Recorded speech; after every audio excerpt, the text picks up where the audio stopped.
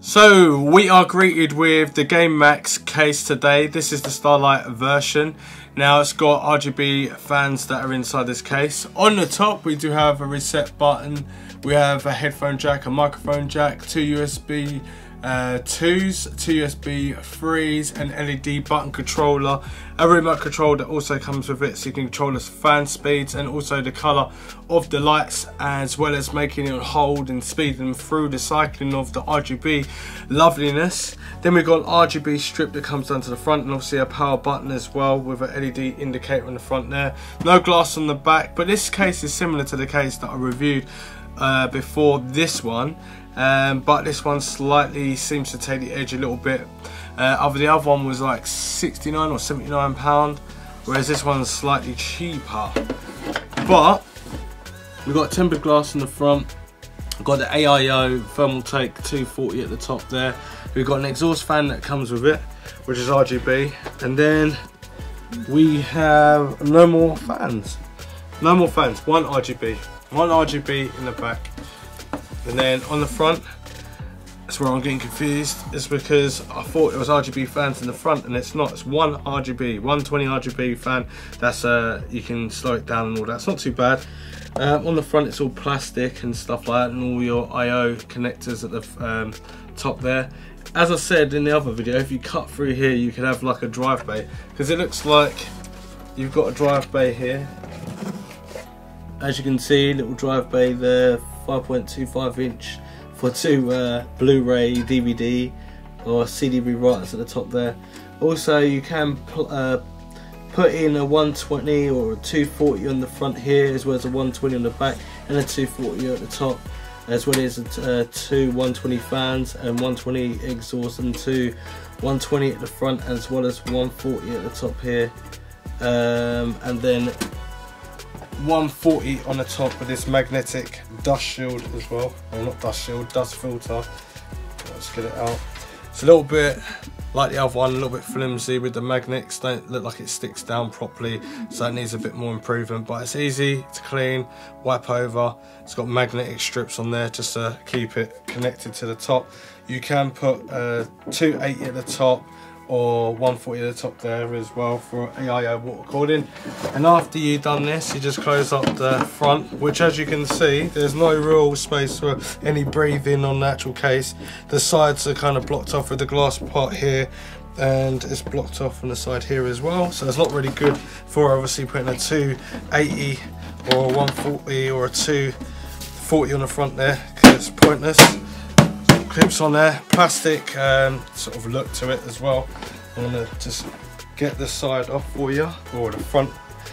Just put it on with two screws. I'm going to actually take off the plastic. Doesn't really hang too tough, but it's kind of the cheaper version of the first tempered glass. As you can see, it just came off. Turn it around.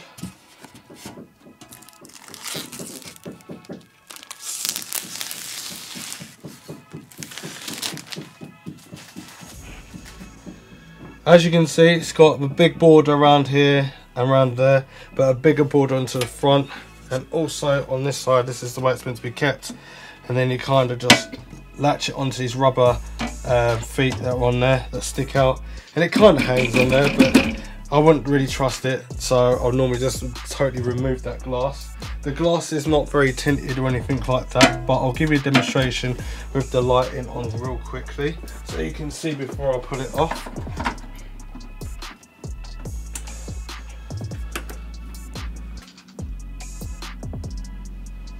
So it does look pretty sleek. I should spin it around to the side a little bit there. So this is the phone you get with it, not these, because that's the AIO for the thermal take. So it's not really tempered. I mean, not really tempered, it's not really that dark in colour or anything. You normally get the ones that are pretty dark and the lights shine through and it looks pretty, like, I don't know, it just looks really nice. This doesn't look too bad, it's quite clear, but it's got a black accent inside, so it just darkens up the actual look of it. So I'm going to just pull this out now, so you can have a listen and look. You've got a big shroud on here. You've got the Gamemax logo very small there, but I wouldn't have bothered putting it on there at all. I think it just looks better without it. It just looks more cleaner as a display. If I turn it to the front now.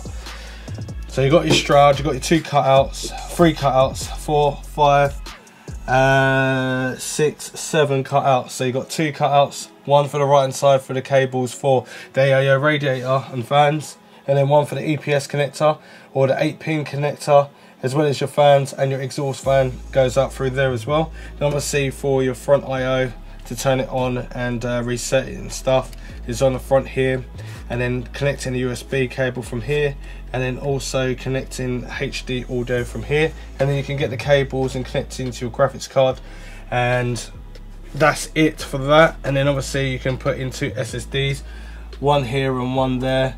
It makes it a little bit awkward. As you can see, the cable is a little bit awkward, and the cable for the 24 pin is kind of slipped out there, but you can move it up and down and get more of appreciation of where it fits. But as you can see, it's conflicting with the SATA cable there. But if they upped it a little bit more, it would look a bit more nicer, but then it might make the case a little bit weaker. As you can see as well, if you put the fans or the radiator in here, it kind of blocks up the space for the SSD as well.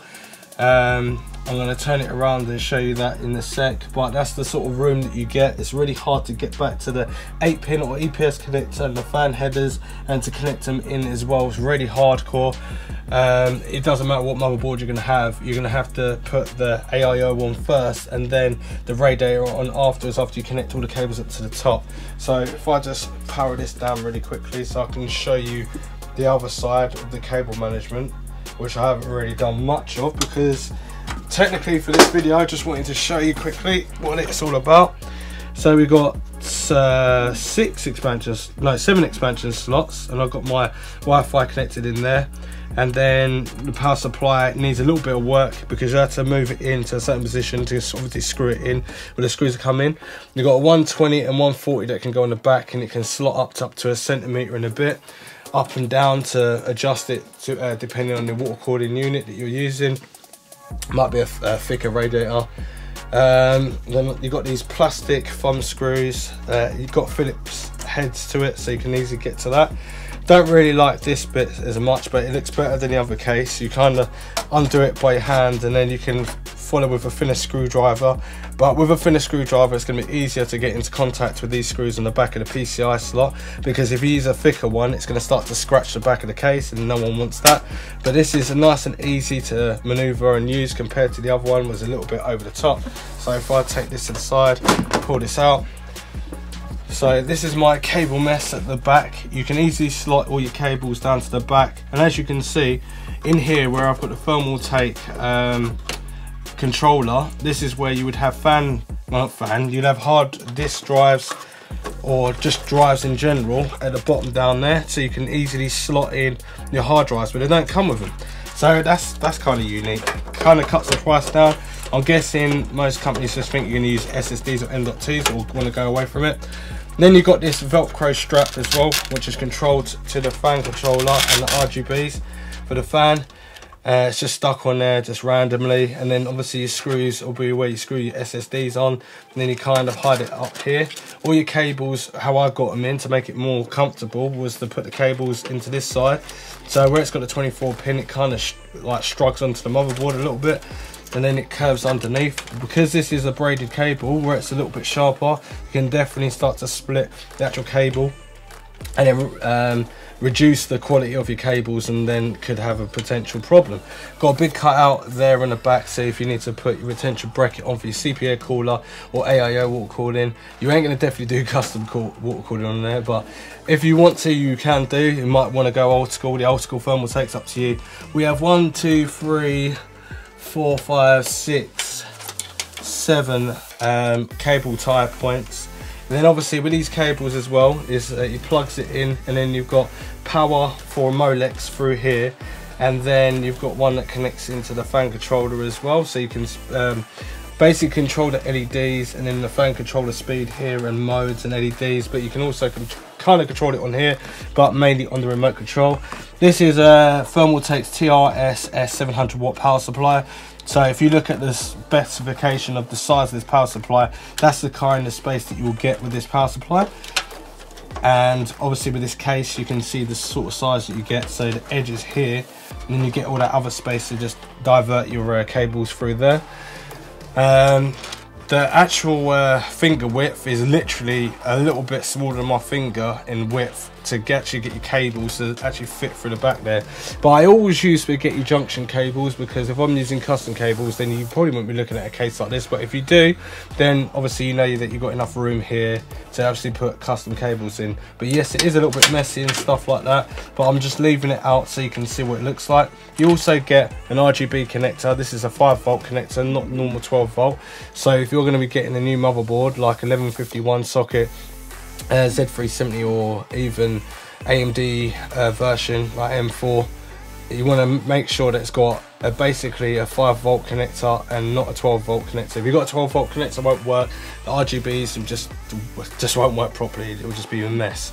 So you can plug this in straight to the motherboard and sync the RGB from the fans and obviously the light strip in the front, and then you can have it all synced to your motherboard, and anything else you got synced in case it's like MSI, you could have, or Asus or anything like that. So Mystic Link, and then Gigabyte, or what's the Gigabyte one? I can't remember what the Gigabyte's one, but there's quite a few of them, and you got different ones. You can sync them all together and you won't have any problems.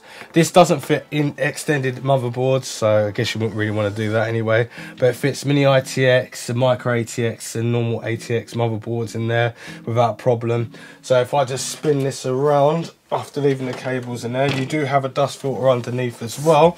So you got rubber, well they're not really rubber, they're like kind of foamy feet, so that scratch a desk, and it's kind of like a vibration as well.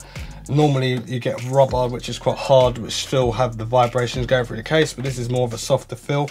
Then you've got this cheaper filter underneath the bottom, and it's got magnets underneath just like that one, just a smaller version, and you can just literally put it on there like that if you can't get it to fit in like it normally would, because they did make some cheaper versions without the magnets and you had to fiddle around with it for ages, but now you can just hold it like that. But if you've got OCD like me, you're gonna have to put it all back together, which I'm not going to bother doing because it's too much of a mission. Anyway, things I don't like about this case: rubber grommets would be nice to put in, but if we had rubber grommets, it might be cheap rubber grommets, and when you put the cables in, it will just fall out. When you're using a motherboard this size, then the cables look horrible. If you're using a full-size motherboard, it wouldn't look too bad, but the cutouts are a little bit far and few. It's like, look how far that is for a HD audio. If it was down a little bit more, you'll still see this much of a normal size ATX motherboard.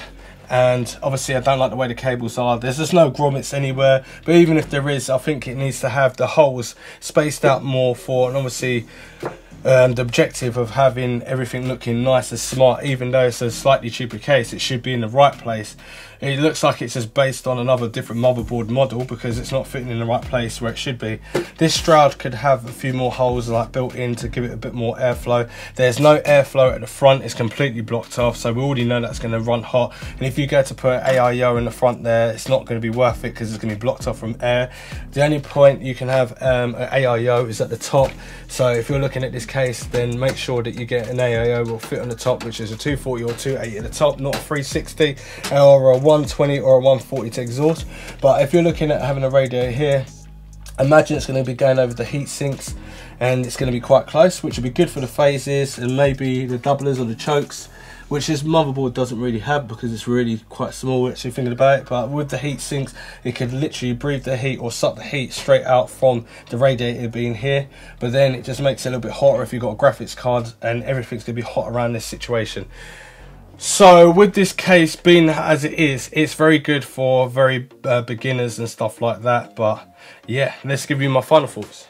So this selling case, well, this selling point of this case would be literally the LCD or LED strip at the front, and obviously the exhaust fan at the back, and it's fairly fits most cases. It's good for entry level, for gaming and stuff like that, or anyone's got office that just wants to put a computer together.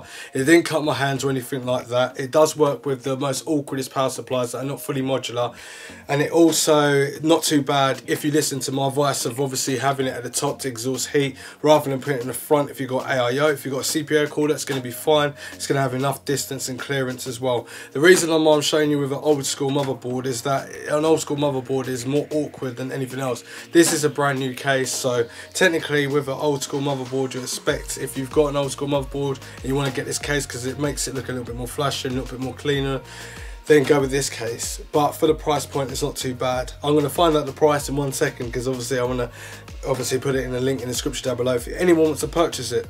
It's still got all the nice findings, obviously USB 3, fan controller, remote control different levels of light and colour and stuff like that, or you can turn them off if you're not into RGBs whatsoever. I've obviously added the thermal take as well, so I can show you what it looks like with other third parties, and it fits really well. Spacing is not too bad for the 120. This is a 120 radiator, this is not even a 140, but my cable, EPS connector, 8-pin connector, which is on the right hand side, is actually pushing the case forward, the radiator forward, rather than putting it in the right place, which will be back here. So if I was using a 140, just to know, it might be a bit of a annoyance to try and get it in that space. So it's better off to use probably a 240 in this case.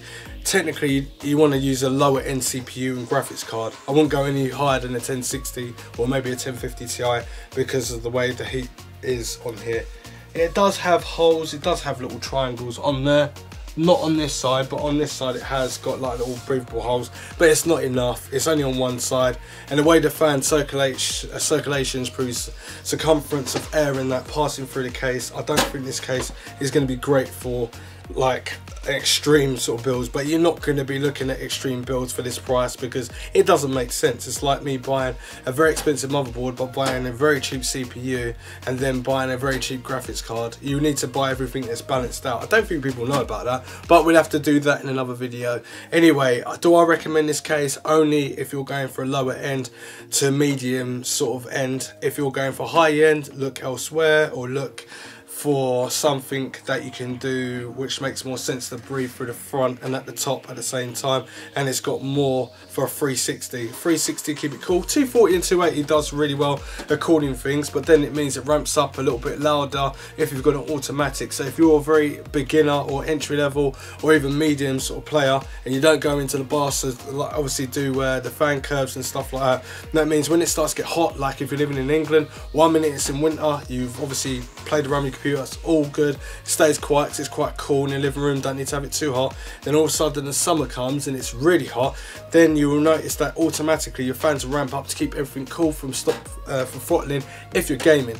So just take that on note. Anyway, hope this was in depth enough about the Gamemax case Starlight thing. Link in the description down below, and subscribe if you like this sort of thing, and follow me on all social media platforms. Ask me any questions you want, and I'll see you next one. Roger and out. Thanks for watching.